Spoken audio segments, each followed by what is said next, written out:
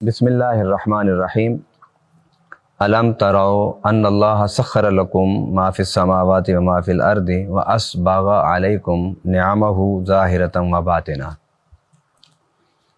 ومن الناس من یجادل فی اللہ بغیر علم ولا ہدی ولا کتاب منیر۔ صدق اللہ العظیم۔ آج ہمارا موضوع ہے مذہب، فلسفہ اور سائنس۔ قرآن پاک کے حوالے سے جب سے انسان اول نے زمین پر قدم رکھا تو مذہب کا آغاز ہو گیا۔ اللہ تعالیٰ نے قرآن پاک میں ارشاد فرمایا ہے فَإِمَّا يَأْتِيَنَّكُم مِّنِّي هُدًى فَمَن تَبِعَ هُدَايَ فَلَا خَوْفٌ عَلَيْهِمْ وَلَا هُمْ يَحْزَنُونَ کہ حضرت آدم علیہ السلام کو زمین پر اتارنے کے بعد اللہ تعالیٰ نے فرمایا کہ میں تمہیں اپنی طرف سے ہدایت نامہ دے رہا ہوں، اور اس ہدایت نامے کی تم نے اتباع کرنی ہے، اور اس کی اتباع کرنے کے بعد نہ تمہیں کوئی خوف ہوگا حال میں اور نہ کوئی غم ہوگا مستقبل میں۔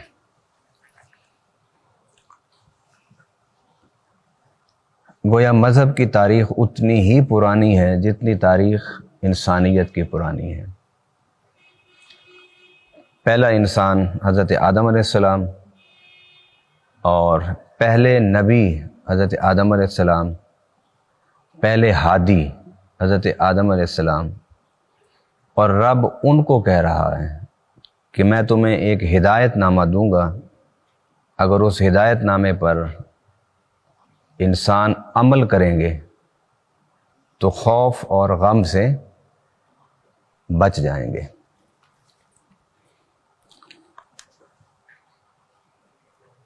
اللہ کی شان ہے رب العالمین۔ کیا شان ہے؟ رب العالمین۔ تو رب کا لفظ ہے ربوبیت سے۔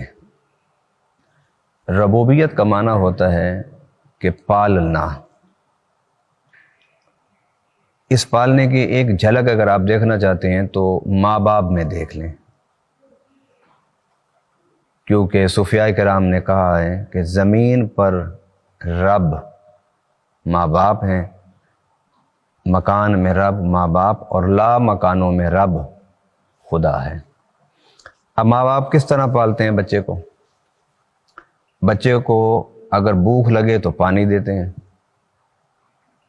کھانا دیتے ہیں، پیاس لگے تو پانی دیتے ہیں، بیمار ہو جائے تو علاج کرتے ہیں، ٹھنڈ لگے تو گرم کپڑے دیتے ہیں، حبس محسوس ہو تو ہوا کا انتظام کرتے ہیں، گرمی ہو تو ٹھنڈے ہوا، اے سی، کولر کا انتظام کرتے ہیں۔ بچے تھوڑا سا جب چلنے کی کوشش کرتا ہے تو اس کی انگلی پکڑ کے اس کو چلاتے ہیں، اور اس کے ساتھ ساتھ بچہ جب بولنے کی کوشش کرتا ہے تو ماں باپ اس کے ساتھ اس کی توتلی زبان میں اس سے گفتگو شروع کر دیتے ہیں، کیونکہ اگر ماں باپ فصیحانہ الفاظ میں اگر گفتگو کریں گے اس بچے کے ساتھ کہ جو ابھی بولنا شروع کر رہا ہے تو وہ کچھ نہیں سیکھ سکے گا، تو ماں باپ اس کو سکھانے کے لیے توتلی زبان میں گفتگو شروع کر دیتے ہیں۔ پھر اس کے بعد اگر بچے کا دل کرتا ہے کہ میں اچھے کپڑے، نئے کپڑے پہنوں، تو ماں باپ اپنا جمع پونجی سب کچھ خرچ کر کے اس کی خواہشات کو پورا کرتے ہیں۔ الغرض پالنے میں صرف کھلانا پلانا نہیں ہوتا، پالنے میں زندگی کی ہر سطح پر جو بچے کو ضرورت ہوتی ہے ماں باپ اس کو مہیا کرتے ہیں۔ یہاں تک کہ اگر گھر میں فاقے ہوں تو ماں باپ اپنا پیٹ کاٹ کے، اپنا روزہ رکھ کے اپنے بچوں کو کھلاتے ہیں۔ جب بچہ تھوڑا سا بڑا ہوتا ہے پھر وہ سوچتے ہیں کہ اگر ہم نے اس کو تعلیم نہ دی تو اس میں اور حیوانوں میں کوئی فرق نہیں رہے گا، پھر وہ جس طرح بھی ہو اپنے بچے کو تعلیم بھی دیتے ہیں۔ الغرض انسانی پروان، ایک انسان جب پروان چڑھ رہا ہوتا ہے اسے جس جس چیز کی جس جس مرحلے میں ضرورت ہو اس کو مہیا کرنا، اسے ربوبیت کہتے ہیں۔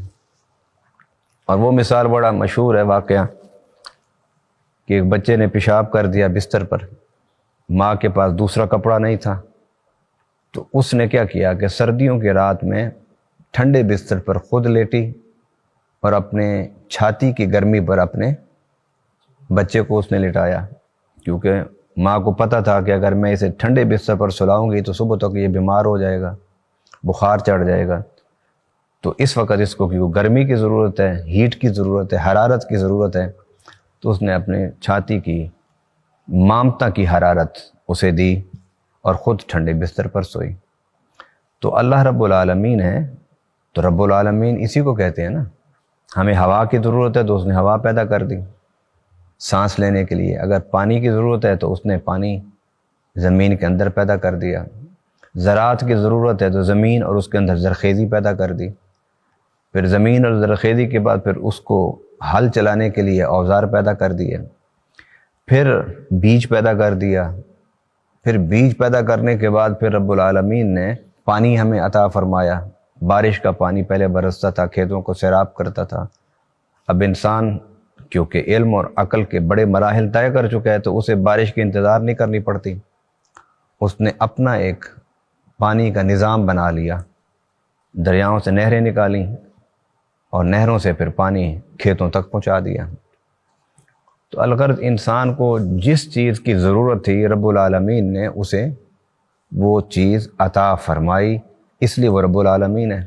اور پھر مزے کی بات یہ کہ وہ رب المسلمین نہیں ہے، وہ رب المؤمنین اس نے اپنے آپ کو نہیں کہا، اس نے رب الیہود والنصارى نہیں کہا، اس نے اپنے آپ کو رب حنود نہیں کہا، اس نے رب العالمین کہا۔ اس نے کہا کہ جو بھی میری مخلوق ہے میری ذمہ داری ہے کہ میں اسے پالوں، اسے پروان چڑھاؤں۔ آپ دیکھ لیجئے کہ ایک مومن اور مسلمان کے گھر پلنے والا بچہ جو چیزیں اللہ کی نعمتیں میں سے استعمال کر رہا ہوتا ہے وہ سب وہی چیزیں ایک کافر کے گھر بچہ جو پروان چڑھتا ہے وہ بھی اسی طرح اللہ اس کو دے رہا ہوتا ہے۔ ایک فرما بردار ہو، ایک نافرمان ہو، ایک شکر گزار ہو، ایک ناشکرہ ہو، رب سب کو دے رہا ہے، کوئی فرق نہیں کرتا اللہ تعالیٰ دینے میں، اس لیے وہ رب العالمین ہے۔ اور یہی صفت اللہ نے ماں باپ میں رکھی ہے۔ ایک بچہ با ادب ہے تب بھی وہ اسی گھر میں کھا رہا ہے بیٹھا ہوا، اسی لنگر پر اسی دسترخوان پر بیٹھتا ہے۔ ایک فرما بردار بیٹا ہے وہ بھی اسی دسترخوان سے کھا رہا ہے، کپڑے دونوں ایک جیسے پہن رہے ہیں، گھر دونوں کے لیے ایک جیسا ہے، ماحول دونوں کے لیے ایک جیسا ہے۔ ہاں فرق صرف ہوتا ہے تو پھر آ کر صرف ماں باپ کے قلبی رجحانات کا ہوتا ہے کہ کس کے لیے وہ زبردستی دعا کرتے ہیں اور کس کے لیے ان کے دلوں سے دعا بے اختیار نکلتی ہے، بھئی یہ فرق رہ جاتا ہے۔ باقی ظاہری طور پر تو ماں باپ سارے بچوں سے برابر کا معاملہ کرتے ہیں اور معاملہ سب کے ساتھ ایک جیسا رکھتے ہیں۔ تو اللہ تعالیٰ نے اپنے آپ کو رب العالمین فرمایا ہے کہ میں عالمین کا رب، وہ کسی ایک خاص فرقے کا رب نہیں ہے، کسی خاص طبقے کا رب نہیں ہے۔ اب رب العالمین نے جب حضرت آدم علیہ السلام کو بھیجا تو ضروری تھا کہ انسان کو عہد طفولیت میں، اس کو عہد طفولیت کہتے ہیں، بچپنا، چائلڈ ہوڈ، جب انسان اس زمین پر آیا تو اس کا وہ زمانہ چائلڈ ہوڈ کا زمانہ تھا، تو اللہ تعالیٰ نے کتاب عطا فرما دی، اس کتاب میں ساری اخلاقی تعلیمات بیان فرمائی کہ جھوٹ نہیں بولنا، غیبت نہیں کرنی، ملاوٹ نہیں کرنی، بڑے کی اہانت نہیں کرنی، چھوٹے سے شفقت سے پیش آنا ہے۔ ساری جو تعلیمات ایک بچے کو ہم اپنے گھر میں دیتے ہیں، رب العالمین نے وہ ساری تعلیمات اپنے وحی میں اسے اتارا، اپنی وحی میں اسے نازل فرمایا۔ جس طرح ہم اپنے بچوں کو گھر میں تربیت دیتے ہیں، ان کو پروان چڑھاتے ہیں، تو اسی طرح اللہ تعالیٰ نے حضرت آدم علیہ السلام کو وحی کے ذریعے سے وہ صحیفے عطا فرمائے کہ جن کی روشنی میں حضرت آدم علیہ السلام نے تربیت کی، انسانیت کی تربیت کی، آنے والے جو اولاد آدم تھے ان کی تربیت کی. اور وہ مذہب چلتے چلتے خود قرآن پاک میں آپ ذرا دیکھیے نا، بچپنا، انسانیت کے بچپنے کو دیکھیے. یہ سورۃ المائدہ میں کہ جب حضرت حابیل علیہ السلام کو قابیل نے قتل کر دیا، جب قابیل نے قتل کیا اور قابیل اب لے کے بیٹھا ہوا تھا لاش کہ میں کیا کروں، تو قرآن پاک کیا کہتے ہیں؟ قرآن پاک میں اللہ تعالیٰ ارشاد فرماتا ہے کہ اللہ تعالیٰ نے 2 کووں کو بھیجا، 2 کووں کو بھیجا. 2 کوے آپس میں لڑے، لڑتے لڑتے ایک کوے نے دوسرے کوے کو مار دیا. قرآن اس واقعے کو بیان کرتا ہے، میں اختصار سے بات کر رہا ہوں. جب اس نے مار دیا اسے، اب اس نے دیکھا کہ یہ تو کوا مر گیا ہے، تو اب کیا کروں؟ تو اللہ تعالیٰ نے کیونکہ ان کو بھیجا تھا رہنمائی دینے کے لیے، تو اس کوے نے پھر کیا کیا؟ فَبَعَثَ اللَّهُ غُرَابًا يَبْعَثُ فِي الْأَرْضِ لِيُرِيَهُ كَيْفَ يُوَارِي سَوْءَةَ أَخِيهِ. اللہ تعالیٰ نے ایک کوے کو بھیجا، زمین کوریدتا تھا، اس نے زمین کوریدی اپنی چونچ سے کہ اسے دکھائے کیوں کر اپنے بھائی کی لاش کو چھپائے. تو اللہ نے ان کو بھیجا کہ وہ کس طرح اپنے بھائی کی لاش کو چھپائے، یعنی اس امانت کو اللہ کے سپرد کرے. تو انہوں نے پھر چونچ سے کنویں نے کھودا، اور کھودنے کے بعد دوسرے کوے کو اس میں ڈالا اور اس کے اوپر مٹی ڈال دی. اب یہ اب قرآن کی بات ہے، یہ انسانیت کا عہد طفولیت ہے، یہ انسانیت کا بچپن ہے، یہ انسانیت کا چائلڈ ہوڈ ہے، کہ جس میں اسے یہ بھی نہیں پتہ تھا کہ اگر میں کسی انسان کو مار دوں یا کوئی انسان مر جائے تو اسے اللہ کے سپرد کیسے کرنا ہے، خدا کی اس امانت کو خدا کے سپرد کیسے کرنا ہے. تو رب العالمین اس کے لیے کوے کو بھیجا، اور کوے نے سارا کام کر کے دکھایا. پھر اس نے اسی طریقے سے اپنے بھائی کی لاش کو چھپایا، حضرت حابیل علیہ السلام کی لاش کو پھر اس نے زمین کا گڑھا کھودا، زمین کا گڑھا کھود کے اس میں ان کی لاش کو دفن کر دیا. تو مذہب کی جو تاریخ ہے وہ اتنی پرانی ہے جتنی انسان کی تاریخ ہے. پہلے دن سے اللہ تعالیٰ نے انسان کی تعلیم اور تربیت کے لیے انبیاء کو بھیجا، رسول کو بھیجا، اور پہلا جو انسان کا نسل آدم کا جو باپ تھا اسے اللہ تعالیٰ نے ہادی بھی بنا دیا، اسے رہبر بھی بنا دیا، اسے نبی بھی بنا دیا، اسے کتاب بھی عطا فرما دی، اسے وحی بھی عطا فرما دی. اگر مذہب انسان کے ساتھ نہ ہوتا پہلے دن سے تو انسان کبھی انسان نہیں بن سکتا تھا. باوجود اس کے کہ اتنے نبی، اتنے رسول، اتنے صالحین، اتنے مصلحین، اتنے لوگ آئے، لیکن اس کے باوجود تھوڑے لوگ ہی ہدایت پر ہیں نا، زیادہ لوگ ہدایت پر نہیں ہیں. ان کی اوصاف، ان کے صفات، ان کے کمالات، ان کی عادات وہ انسانوں جیسی نہیں ہیں. وہ حالانکہ ایک لمبی قطار ہے انبیاء کی، ایک لمبی قطار ہے رسل اعظام کی، صحابہ کرام، تابعین، اولیاء کرام آج تک اس ذمہ داری کو ادا کر رہے ہیں. لیکن کتنے لوگ ہیں جو اللہ کے راستے پر ہیں؟ شیطان نے نہیں کہا تھا کہ میں اکثر لوگوں کو تیرے راستے سے دور کر کے رکھوں گا. وہ ایسا ہی ہوا اور ایسا ہو رہا ہے. اگر اللہ کی طرف سے یہ ڈیوائن گائیڈنس کا سلسلہ نہ ہوتا تو آج آپ کو انسانوں میں، انسانی شکلوں میں تو انسان نظر آتے ہیں، مگر انسانی صفت و طبع میں کوئی آپ کو انسان نظر نہ آتا. اب آئیے فلسفہ ہوتا ہے سوچنا، غور و فکر کرنا. جب آپ کو کوئی مشکل پیش آئی تو آپ نے سوچا اور سوچ کے اس مسئلے کو حل کر لیا. مثلا انسان کو جب ٹھنڈ لگی تو ٹھنڈ لگنے کے بعد اس نے لکڑی تو اکٹھی کر لی، لیکن اب اس لکڑی سے حرارت کیسے لے؟ یہ اس کو ضرورت لاحق ہوئی تو انسان نے پھر اس کا حل نکال لیا. اس نے کیا کیا؟ اس نے 2 پتھر پکڑے اور ان کو آپس میں رگڑا دیا، اس سے چنگاری نکلی، اس سے اس نے لکڑیاں جلائیں اور اس سے آگ سیک لی. لیکن صدیوں تک انسان وہ پتھر رگڑ کے آگ تو جلاتا رہا، لیکن اس کو یہ فارمولہ سمجھ نہیں آیا تھا کہ آگ نکلتی کیسے. اس کو اس اصول کا پتہ نہیں تھا کہ آگ نکلتی کیسے. اس کو اس قانون کا پتہ نہیں تھا کہ 2 پتھر رگڑنے سے میری کیسے مشکل حل ہو گئی. ہزاروں سال انسان پتھر رگڑ کے اپنی ضرورتوں کو پورا کرتا رہا. آج آپ گھروں میں آگ جلاتے ہیں تو پتھر رگڑتے ہیں؟ نہیں. تو کس طرح آپ آگ جلاتے ہیں؟ فلسفہ سفر کرتے کرتے کرتے اس مقام پر پہنچا کہ سائنس بن گئی، اور سائنس نے ہمیں بتایا کہ جب 2 جسم آپس میں رگڑتے ہیں، ملتے ہیں، ان سے رگڑ پیدا ہوتی ہے تو اس سے ایک حرارت پیدا ہوتی ہے، اس حرارت سے آگ نکلتی ہے. وہ اس فارمولے کو سمجھنے کے بعد انہوں نے ماچس پیدا کر دی. اسی فارمولے کو سمجھنے کے بعد انہوں نے وہ کیا ہوتا ہے لیٹر پیدا کر دیا. اسی فارمولے کے تحت اب کیا ہوتا ہے کہ آپ اپنا گیس کے چولہوں میں آج وہ بٹن کھولنے کی ضرورت بھی نہیں ہے، آپ صرف ماچس لگاتے ہیں، آگ جل جاتی ہے. تو وہ پتھر آپس میں رگڑنے سے آگ تو نکلتی رہی صدیوں، لیکن اس کا فارمولہ سمجھ، کیونکہ فارمولے بنتے ہیں لیبارٹریز سے. فارمولے کس سے بنتے ہیں؟ لیبارٹریز سے. لیبارٹری میں تجربے ہوتے ہیں، 1 دفعہ تجربہ، 2 دفعہ تجربہ، 3 دفعہ تجربہ، 100 دفعہ تجربہ، 200 دفعہ تجربہ، 1000 دفعہ تجربہ.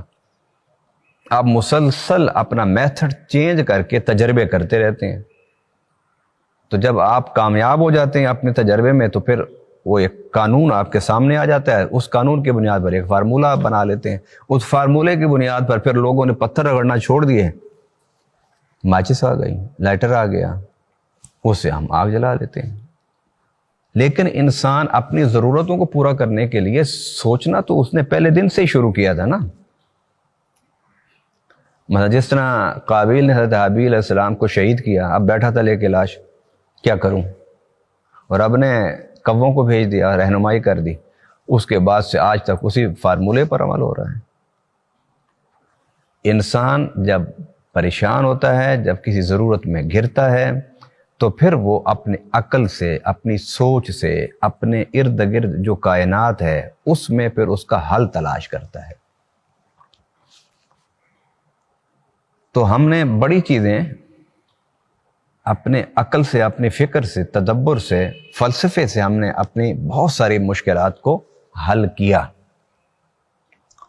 لیکن جب یہ فلسفہ سفر کرتا ہوا، جب یہ لیبارٹری میں آیا فلسفہ، تو پھر یہ کیا بن گیا؟ سائنس بن گئی. سائنس جو ہے وہ علم، فکر، تدبر، تفکر، اس کے کمال کا نام ہے، عروج کا نام ہے.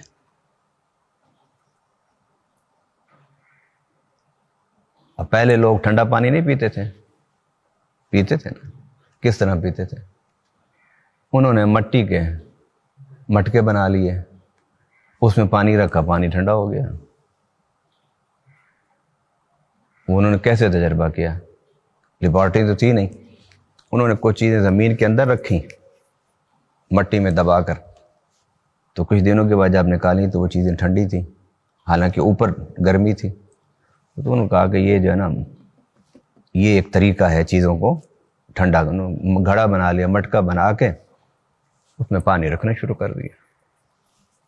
تو لوگ ٹھنڈا پانی پیتے تھے. آج بھی ٹھنڈا پانی پیتے ہیں. جب فریج ہیں، ڈیپ فریزر ہیں، تو جب فریج ڈیپ فریزر نہیں تھے تو اس وقت بھی ٹھنڈا پانی پیتے تھے.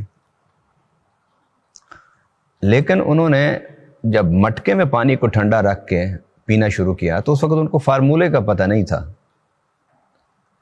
پھر لیبارٹریز میں جب یہ سوچ گئی، اس پر انہوں نے آزمایا اس کو، تو انہیں فارمولہ مل گیا کہ جب سینٹی گریڈ پانی کا نیچے آتا ہے تو پانی ٹھنڈا ہو جاتا ہے، اوپر جاتا ہے تو برف سے پانی بنتا ہے، اور پھر ٹیمپریچر بڑھتا جائے تو پھر پانی ٹھنڈے سے گرم ہو جاتا ہے. گرم کے بعد جب 100 پر جاتا ہے تو پھر کیا ہوتا ہے؟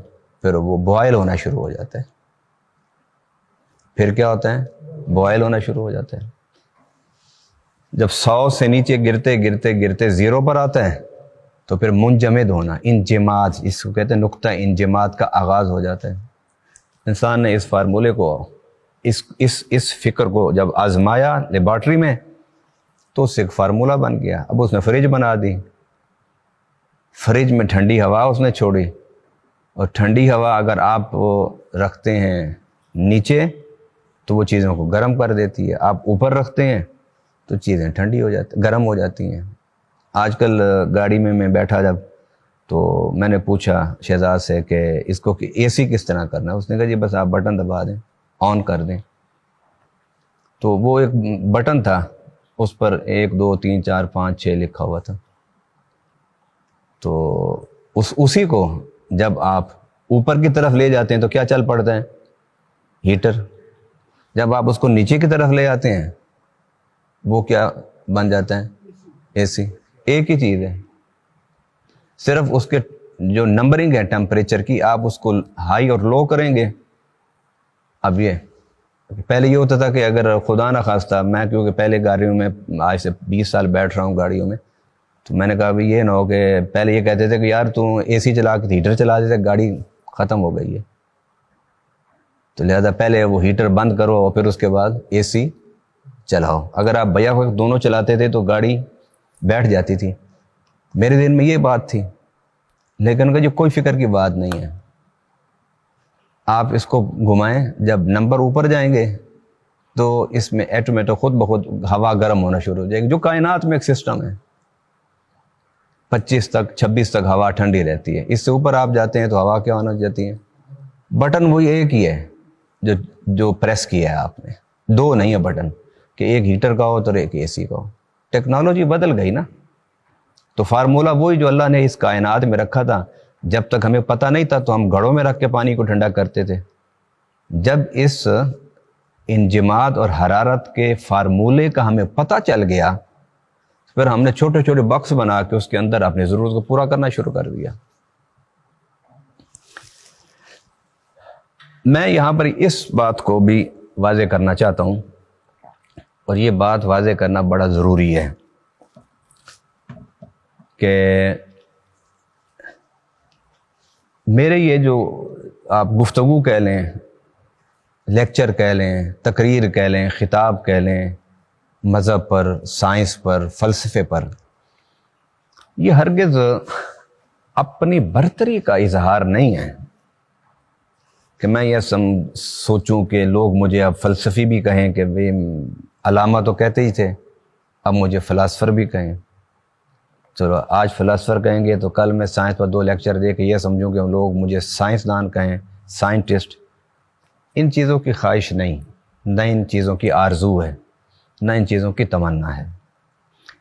اس ساری گفتگو کے پیچھے ایک تڑپ ہے، اگر آپ اس تڑپ کو سمجھ سکتے ہیں تو آپ کی مہربانی ہے، کیونکہ آپ اس تڑپ کو سمجھیں گے تو ہو سکتا ہے آپ کے اندر بھی یہی تڑپ پیدا ہو جائے۔ اور وہ تڑپ کیا ہے کہ میں سائنس اور فلسفے کا جو عملی پہلو ہے میں اس پر فوکس کرنا چاہتا ہوں۔ میری ان گفتگو کو سننے کے بعد کچھ لوگوں نے سائنس اور فلسفے کی جو فکری بنیادیں تھیں، فکری بنیادیں، اس کو گفتگو کرنا شروع کر دیا۔ میں ہرگز فکری اعتبار سے سائنس کو اور فلسفے کو یہ نہیں کہتا کہ اس کی ہر بات ٹھیک ہے، اور ہر بات ٹھیک ہو ہی نہیں سکتی فلسفے اور سائنس کی، اس لیے کہ فلسفہ ہو یا سائنس ہو، یا انسان کی سوچ کو کہتے ہیں۔ کس کو کہتے ہیں؟ سوچ کو کہتے ہیں۔ اور انسان کی جو سوچ ہے وہ ارتقائی ہے، ارتقائی۔ خود انسان کی باڈی کو آپ دیکھ لیں، ماں کے پیٹ میں تھا تو ارتقائی تھی، پہلے نطفہ، پھر اس میں ماں کا خون شامل ہوا، پھٹک بن گیا، پھر اس کے بعد وہ لوتھڑا، پھر لوتھڑے میں ہڈیاں پیدا ہوئیں، پھر اللہ تعالیٰ 90 دن کے بعد اس میں روح پھونکی، پھر 9 مہینے ماں کے پیٹ میں آہستہ آہستہ بڑا ہوا، اور 9 مہینے کے بعد پھر ماں کے پیٹ سے باہر آیا، پھر زمین پر آتے ہی وہ 6 فٹ کا انسان نہیں بن گیا، پھر اسے 5 فٹ 6 فٹ کی قدامت تک جانے کے لیے اس کو 10 سے 15 20 سال لگ گئے۔ پھر وہ ماں کے پیٹ سے جب نکلا تو ایک دن میں مکمل انسان نہیں بن گیا، اس کو وقت لگا۔ پھر اس کا ذہن جو بالغ ہوا، وہ یہ نہیں کہ پہلے دن جب سکول میں گیا تو سکول میں جاتے ہی وہ عاقل بالغ اور عالم بن گیا، اس کو سکول میں جانے کے بعد پھر 16-17 سال لگ گئے صرف بنیاد بنانے میں کہ وہ کتابیں پڑھنے کے قابل ہو جائے۔ عالم پھر بھی نہیں بنتا، عالم نہیں بنتا 16 سال میں۔ ڈگری آپ کے پاس ہوتی ہے، آپ کے پاس وہ آپ کی کوالیفیکیشن ہے، ایجوکیشن اس کو نہیں کہتے۔ ایجوکیشن آپ کی سٹارٹ ہوتی ہے کہ 16 سال کے بعد آپ جب خود پڑھنا، سوچنا اور ریسرچ کرنا شروع کرتے ہیں تو پھر آپ ایجوکیٹڈ ہوتے ہیں۔ پہلی کلاس سے 16ویں کلاس تک تو آپ نے صرف اپنی فاؤنڈیشن بنائی ہے کہ آپ نے عالم بننا کیسے ہے۔ اس کے بعد پھر آپ کی فکر میں جتنی وسعت اور جتنی پختگی حاصل ہوتی جائے گی، آپ عالم بنتے جائیں گے۔ اگر وسعت اور پختگی آپ کے ذہن میں نہیں ہے تو آپ عالم تو نہیں بن سکتے نا۔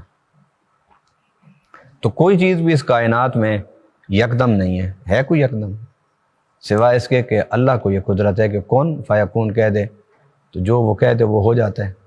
لیکن آپ نظام کائنات میں دیکھیں تو نظام کائنات میں تو کیا ہے؟ تدریج، ارتقاء اور تدریج، اس میں وقت لگتا ہے۔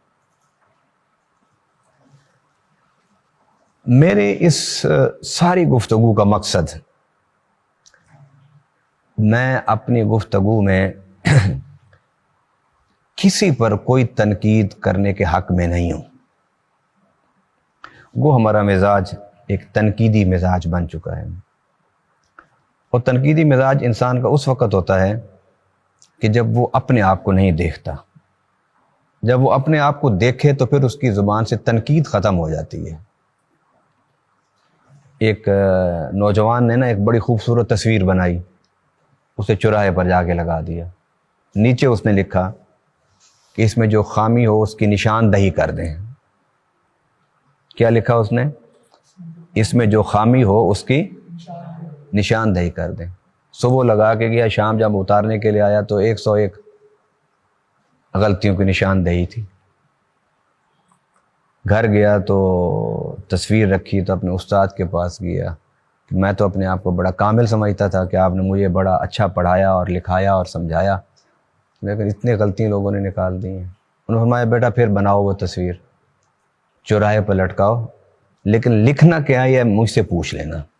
اس نے تصویر بنائی، چوراہے پر لٹکائی، اس نے کہا نیچے جا کے لکھو اس میں جو غلطی ہو اسے صحیح کر دو۔ جب شام کو واپس آیا تو کوئی ایک بھی نشاندہی نہیں تھی، اس لیے کہ تنقید کرنا آسان ہوتا ہے اور غلط کو صحیح کرنا مشکل ہوتا ہے۔ یہی تو مسئلہ ہے ہمارے ماں باپ کا کہ ان کی تربیت اولاد پر اثر کیوں نہیں کرتی، کیوں؟ اس لیے کہ ہمارے ماں باپ یعنی ہم لوگ یہ چاہتے ہیں کہ ہماری نصیحت سے ہمارا بچہ ٹھیک ہو جائے، اور بچے کا مطالبہ یہ ہوتا ہے کہ ابا جو مجھے کہہ رہا ہے پہلے خود اس پر عمل کرے، ویسا خود مجھے بن کے دکھائے۔ باپ کا فلسفہ یہ ہے کہ پتر میں تو اپنی زندگی برباد کر بیٹھا ہوں لیکن تینوں میں ولی اللہ بنا کے چڑھنا ہے۔ وہ بیٹا کہتا ہے یار اللہ تجھے خوش رکھے، اپنے باپ سے کہتا ہے تو مجھے ولی اللہ نہ بنا، تو اپنی آخرت کو سنوار، میں تجھے دیکھ دیکھ کے میں بھی اچھا ہو جاؤں گا۔ تو تنقید اس وقت ہوتی ہے جب انسان دوسرے کو دیکھتا ہے، اپنے آپ کو۔ تو جب انسان اپنے آپ کو دیکھنا شروع کر دے تو پھر تنقید نہیں ہوتی دوسرے پر، پھر اصلاح ہوتی ہے اپنی۔ پھر کیا ہوتی ہے؟ اپنی اصلاح ہوتی ہے۔ میں پھر یہ کہہ رہا ہوں، آپ لوگ مجھے برسہ برسے جانتے ہیں کہ میرے ذہن میں کبھی شہرت کی طلب، میرے ذہن میں کبھی مشہور ہونے کی تڑپ، اپنی برتری جتانے کا مجھے شوق مجھے ہرگز نہیں ہے۔ اللہ نے یہ مادہ میرے اندر پیدا ہی نہیں کیا، یہ اس کا کرم ہے، اس کا مہربانی ہے مجھ پر۔ میں صرف یہ جو گفتگو کر رہا ہوں اس سے پہلے 30 سال میں بھی وہی گفتگو کرتا رہا جو میرے میدان کے لوگ کرتے رہے اور کر رہے ہیں، اور آج بھی میں ان موضوعات کو چھوڑ نہیں رہا۔ میں مثلا ہمارا موضوع توحید ہے، آج بھی میں توحید پر گفتگو کرتا ہوں۔ مختلف ٹی وی چینلز پر میں جا کر مذہب کے موضوعات پر آج بھی گفتگو کر رہا ہوں۔ مذہب اور مذہب کے موضوعات پر گفتگو یہ ضروری ہے، اور یہ انسان کی ضرورت اولین ہے۔ جب انسان اول زمین پر آیا تو اسے اللہ تعالیٰ نے مذہب دیا تھا، پھر تھوڑا سا بڑا ہوا تو فلسفی بنا، پھر اور جوان ہو گیا علمی طور پر تو وہ سائنسدان بن گیا۔ لیکن مذہب ہم چھوڑ نہیں سکتے ہیں۔ اگر مذہب ہم چھوڑ دیں تو ہم واپس پھر اس حیوانی زندگی کی طرف پلٹ جائیں گے۔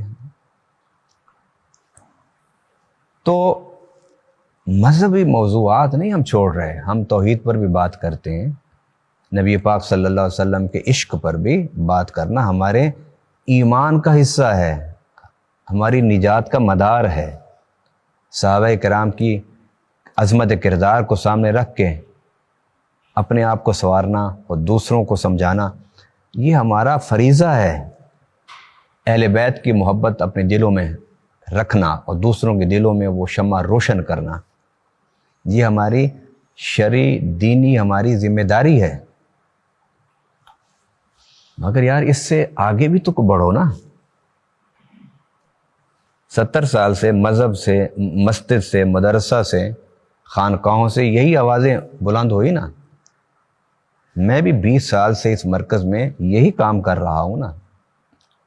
لیکن اس کام کو کرنے کے ساتھ ساتھ جب میں نے یہ دیکھا کہ ہمارے ہاں اتنی مذہبی جماعتیں کام کر رہی ہیں اصلاح احوال کے لیے، اخلاقیات کے لیے، لیکن معاشرے میں جرائم ختم نہیں ہو رہے، معاشرے میں کرپشن نہیں ختم ہو رہی،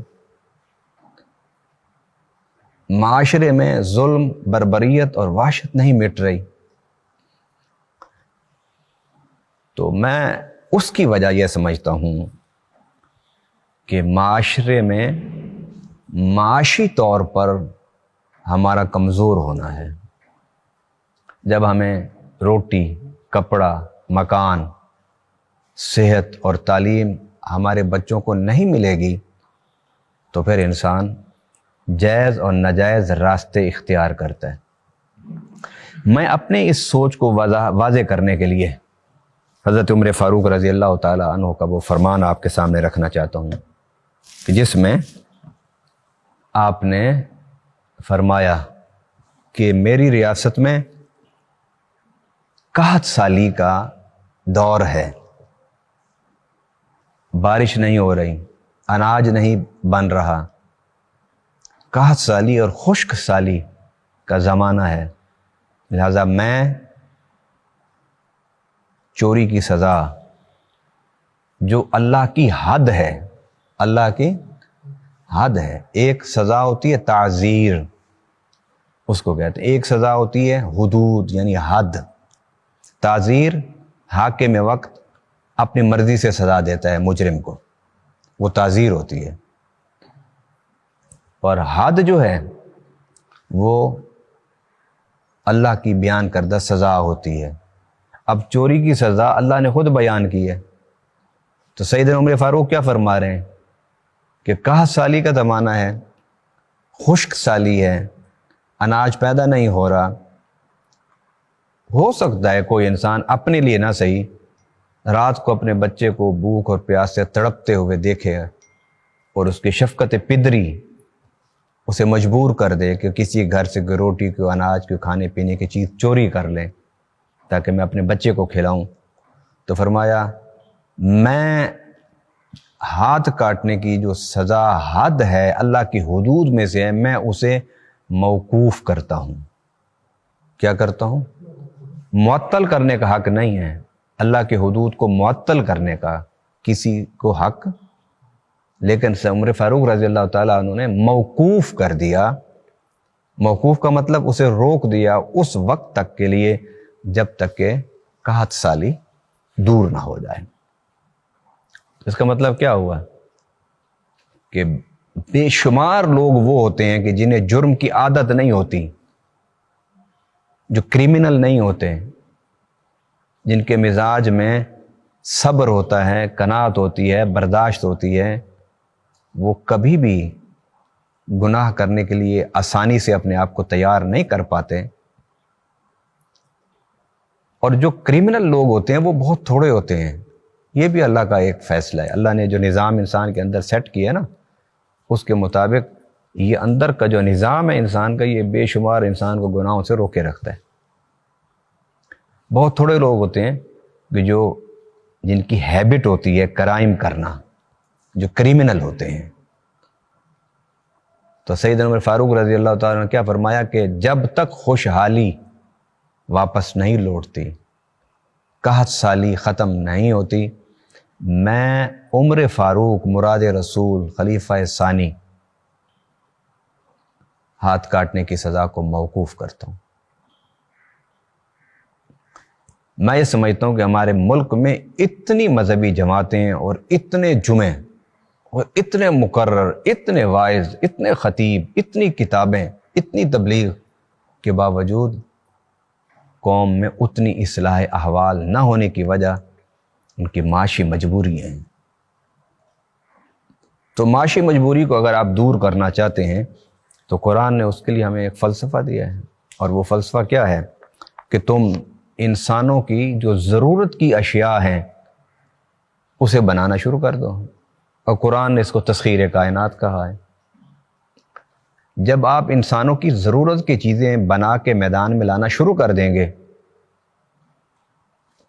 تو ہر انسان اسے خریدے گا، وہ اپنی ضرورت پوری کرے گا، آپ کو پیسہ دے گا، پیسے سے آپ اپنی ضرورت پوری کریں گے. آج بھی جب ہم کوئی بزنس کرتے ہیں تو سوچ و بچار کے بعد یہی کہتے ہیں کہ یار وہ لگا لو، جنرل اسٹور بنا لو جس میں کھانا پینا بھی ہو، دوائی بھی ہو، ضرورت کی چیزیں بھی ہوں. وہ کیوں؟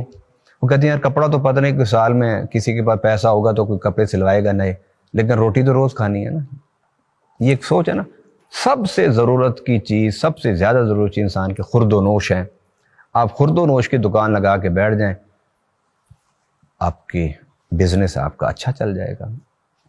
اسی طریقے سے سائنس اور ٹیکنالوجی کے ذریعے سے ہم جب انسان کی ضرورت اور فائدے کی چیزوں کو بنانا شروع کر دیں گے تو نتیجہ اس کا کیا ہوگا کہ لوگ اپنی ضرورت کی چیزوں کو اختیار کریں گے، جس کی میں بے شمار دفعہ مثال دے چکا ہوں. کوئی گھر ایسا ہے کہ جس گھر میں پنکھا نہ ہو؟ ہر گھر میں پنکھا ہے. کسی گھر میں اے سی ہے یا نہیں، کولر ہے یا نہیں، وہ الگ بات ہے، لیکن پنکھا ہر گھر میں ہے. آپ اسی پنکھے کو دیکھ لیں، یہ لوہا ہے اور پلاسٹک ہے اور پیچ ہے، وہ بھی لوہے سے. اس کو ایک خاص شکل سے بنا کے ڈھال کے مولڈ کر کے ہم نے اس کو تیار کیا. 1000 کا مٹیریل، 500 کی مزدوری، بیچتے ہم اس کو 6000 میں. کتنا پروفٹ ہے؟ 4500 کا پروفٹ ہے. میں نے کیوں لیا؟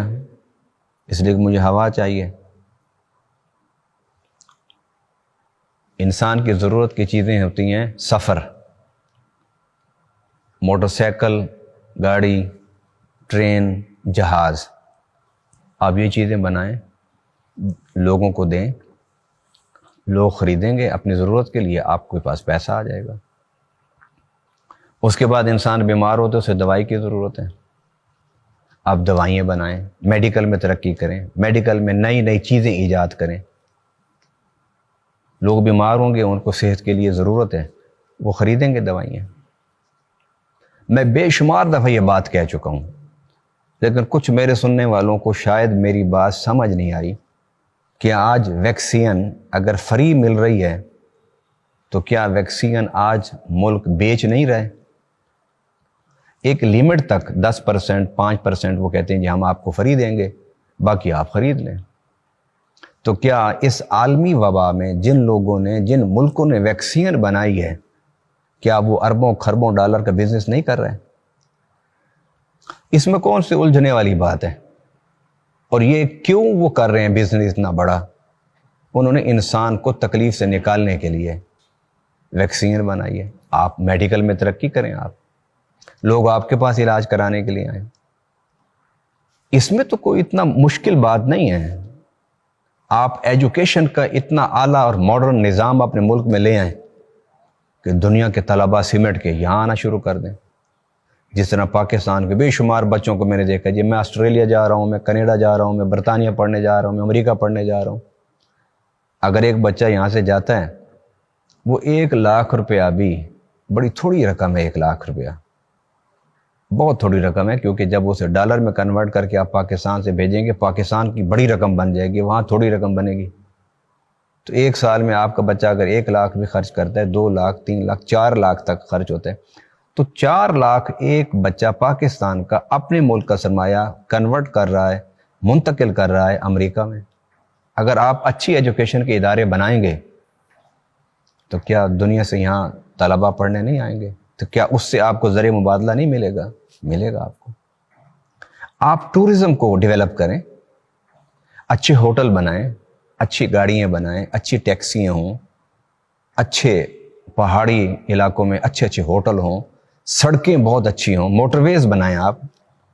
آپ کی جب امن دیں ملک میں، تو جب آپ کی ٹورزم آئے گی تو ٹورزم جو ہے وہ تو پھر یوں سمجھو نا کہ ٹورزم کے پیچھے تو ذریعہ مبادلہ کا سیلاب آتا ہے. بے شمار ملک ہیں جن کے پاس نہ تیل ہے، نہ گیس ہے، نہ پیٹرول ہے، صرف ٹورزم ہے. ملک ترقی کر گئے. آپ کے پاس ٹورزم بھی نہیں. ہم ٹورزم کو بھی ڈیولپ کرنے کے لیے تیار نہیں، ایجوکیشن کو ڈیولپ کرنے کے لیے تیار نہیں ہے. اچھا، انڈسٹری ہوتی ہے کہ آپ انڈسٹری لگائیں، فیکٹری لگائیں، چیزیں مینوفیکچر کریں، کپڑا بنائیں، ٹوپیاں بنائیں، تسبیحیں بنائیں، جوتے بنائیں. وہ بھی ہمارے ہاں انڈسٹری اس کوالٹی کے نہیں ہے کہ جو انٹرنیشنل جو معیار ہے اس کو پورا کر سکے.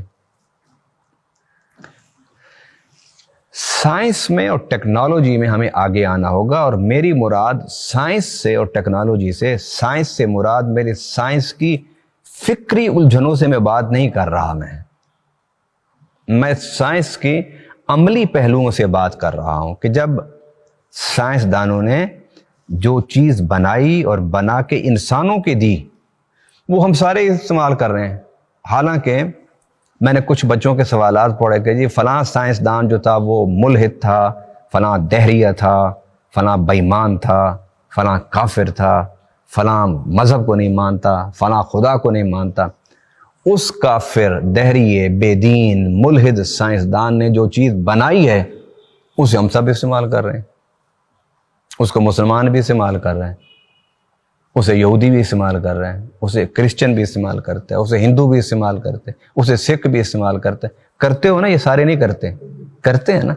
میری مراد یہ ہے کہ ہم سائنس کی لیبارٹری میں بیٹھ کے جو انسانوں کے مفاد کے کام ہیں وہ کریں. ہرگز میں ان افکار کی تائید نہیں کر رہا، ان افکار کی تائید نہیں کر رہا کہ جو سائنٹسٹ کے، سائنسدانوں کے جو فاسد، غلط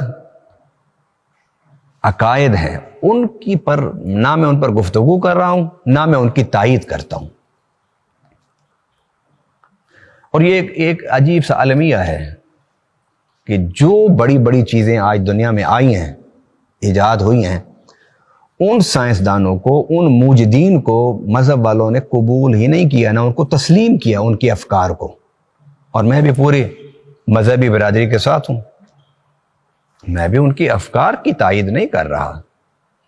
میں تو یہ کہتا ہوں کہ ہم پاکستانی بالخصوص، کیونکہ میں پاکستانی ہوں، اور بالعموم امت مسلمہ کیوں پیچھے رہ گئی ہے؟ کیا آپ کے خلیجی ممالک میں پیٹرول، گیس اور ذخائر کی کوئی کمی ہے؟ نہیں نا کمی. پھر کیوں پیچھے ہیں؟ اس لیے کہ انہوں نے سائنس اور ٹیکنالوجی میں ترقی نہیں کی، انہوں نے اچھے تعلیمی ادارے نہیں بنائے. آج بھی ہمارے خلیجی ریاستیں جن میں پیٹرول، گیس اور ذخائر ہیں، ان کے بچے امریکہ پڑھنے جاتے ہیں، اور ان ممالک کی جو ڈگریز ہیں ان کی یورپ اور امریکہ میں کوئی اہمیت ہی نہیں ہے. کیوں نہیں بنائے؟ آپ کو 60-70 سال تو ہو گئے ہیں تیل نکالتے ہوئے، آپ کیوں نہیں بنا سکے ایسے ادارے کہ لوگ امریکہ اور یورپ سے آپ کے پاس آتے ہیں علم حاصل کرنے کے لیے؟ آپ کی ڈگری کی اتنی ویلیو ہوتی کہ جو کیمبرج اور آکسفورڈ یونیورسٹیز کی ڈگری کی اہمیت ہے، وہ آپ ایسی ڈگری ہیں اور ایسی یونیورسٹی آپ کیوں نہیں بنا سکے؟ کیا کمی تھی آپ کے پاس؟ سوچ کی کمی تھی. بس وہی سوچ میں پیدا کرنا چاہتا ہوں. میں اپنے نوجوانوں کو اس لیے میں مخاطب کر رہا ہوں کہ نوجوان ذہن ہی بیٹھ کے لائبریری میں ریسرچ کر سکتا ہے, لیبارٹریز میں تجربے کر سکتا ہے. اور جو 50 سے اوپر لوگ ہیں, اللہ نے اگر انہیں وسائل دیے ہیں تو وہ اپنے وسائل کو تحقیق کے لیے وقف کریں. اور اگر ہم میں سے ہمارے بچے اگر سکول اور مدارس میں پڑھ رہے ہیں تو ہمیں اپنے بچوں کو اس انداز سے ڈیولپ کرنا چاہیے کہ ان کے اندر بھی شوق پیدا ہو کہ میں سائنسدان بنوں. سائنسدانوں کی تھیوریز سے, یعنی جو ان کے افکار نظریات ہیں, ان کی بات میں نہیں کر رہا. ان سے مجھے بھی اتنا ہی اختلاف ہے جتنا کسی دوسرے کو, مذہبی شخصیت کو اختلاف ہوگا. لیکن وہ کافر صحیح, وہ ملحد صحیح, وہ بے ایمان صحیح, وہ دہریے صحیح, آپ جو کچھ ان کو کہیں گے میں بھی اس سے اتفاق ہی کروں گا.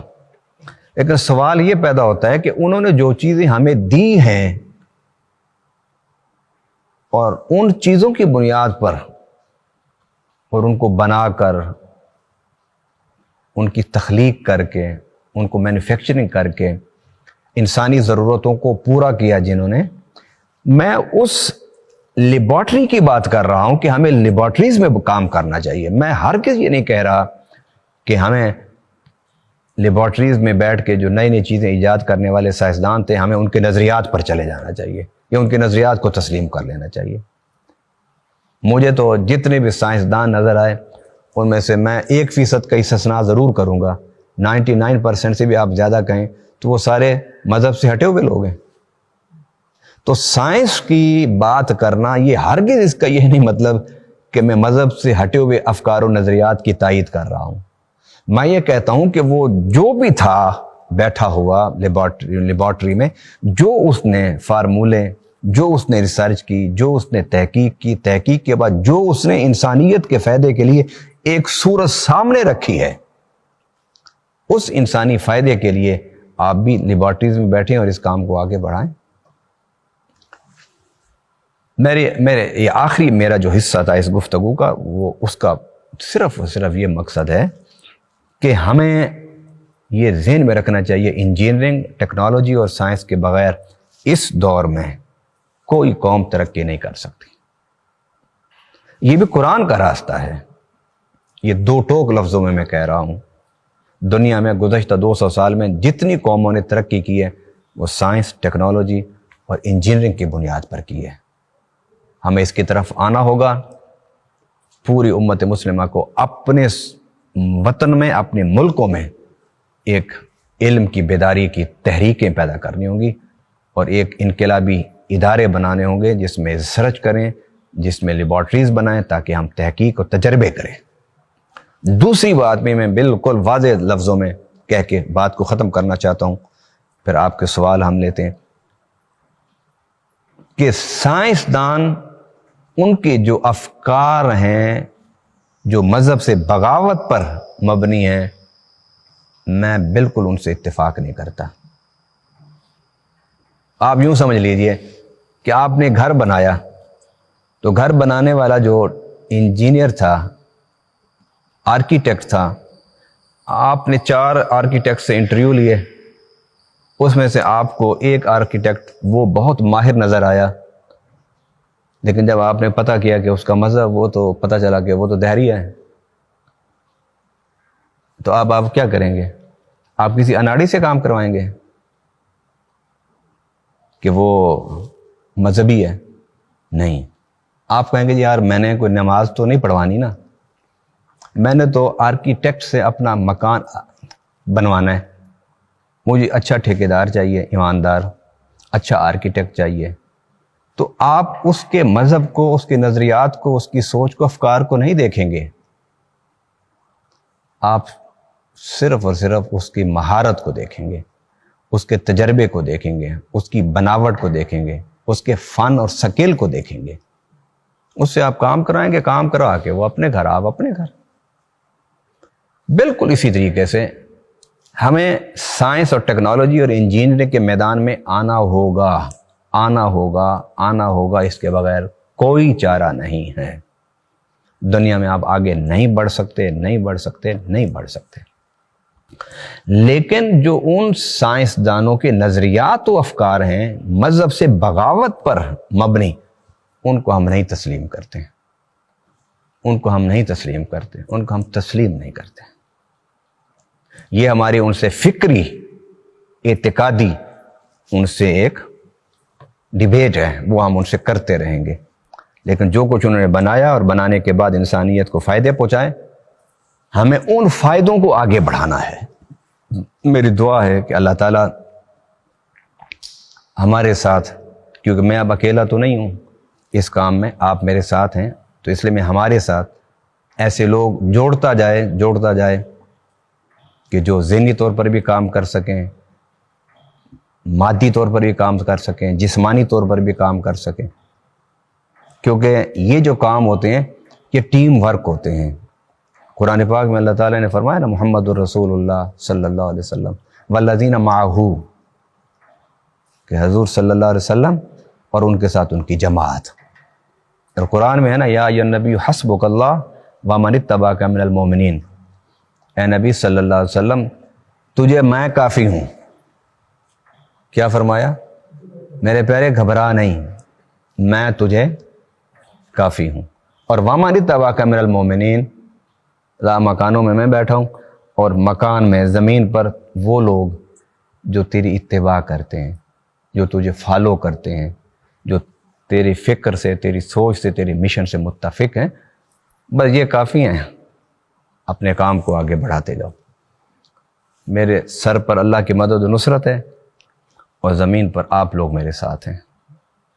انشاءاللہ تعالی ہم ضرور بضرور پاکستان میں وہ وقت لائیں گے کہ جب انہی اداروں سے توحید، عشق رسول صلی اللہ علیہ وسلم، صحابہ کے پروقار باعظمت کردار اور اہل بیت کی محبت کی باتیں بھی ہوں گی، تصوف اور اخلاقیات کی بات بھی ہوگی، تزکیہ نفس کی بات بھی ہوگی، اور اس کے ساتھ ساتھ تسخیر کائنات کی بات بھی ہوگی۔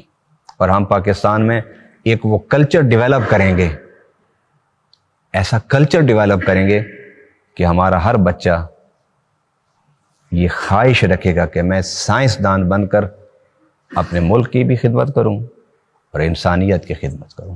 بالکل اسی طرح کہ جس طرح آج ہماری گلیوں میں ہر بچہ جو ہے وہ کرکٹر بننے کی خواہش لے کے پھر رہا ہوتا ہے۔ گھر میں، گھر کے اندر کرکٹ کھیل رہا ہے، گھر کے باہر کرکٹ کھیل رہا ہے، اگر پارک نہیں ہے تو سڑکوں پر آ جاتے ہیں کرکٹ کھیلنے کے لیے۔ جس طرح ایک کرکٹ کے لیے ایک انوائرمنٹ ہم نے بنائی ہوئی ہے کہ ہم میں سے ہر ایک کی خواہش ہوتی ہے کہ ہم کرکٹ کھیلیں اور آگے آئیں، انشاءاللہ ہم اس ملک میں ایسی ہی انوائرمنٹ بنائیں گے، ایسا ہی ماحول بنائیں گے کہ ہمارا ہر بچہ نوجوان کتاب پڑھنے والا ہوگا، اور ہمارا ہر بچہ اور نوجوان سائنسدان بن کر انسانیت کی خدمت کرنے کے جذبات رکھتا ہوگا۔ اللہ تعالیٰ ہم سب کی حاضری کو اپنے بارگاہ میں قبول فرمائے۔